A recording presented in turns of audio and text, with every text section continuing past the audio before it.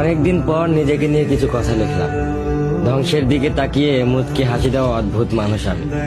হয়তো আমি পাগল, হয়তো অনুভূতির ভিতরে কোনো এক গভীর অতল দুঃখ বাসা বেঁধেছে।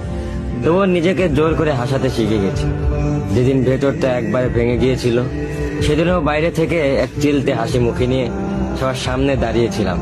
কষ্টগুলোকে আমি বন্ধু বানিয়েছি, একাকিত্বকে আপন করে নিয়েছি।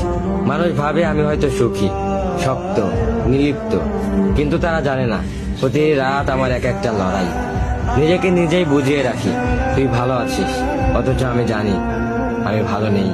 ভেঙে যাচ্ছি প্রতিদিন একটু একটু করে, আর এই ধ্বংস হওয়াটাকে যেন ভালোবেসে ফেলেছি। আমি সেই মানুষ যে হার মানার আগে হাসে, কারণ জানি কান্না দেখিয়ে লাভ নেই। পৃথিবী শুধু শক্তদের মনে রাখে, দুর্বলদের নয়। তাই আমি অদ্ভুত, আমি অনুভূতির আগুনে পুড়ে যাওয়া নীরব যোদ্ধা।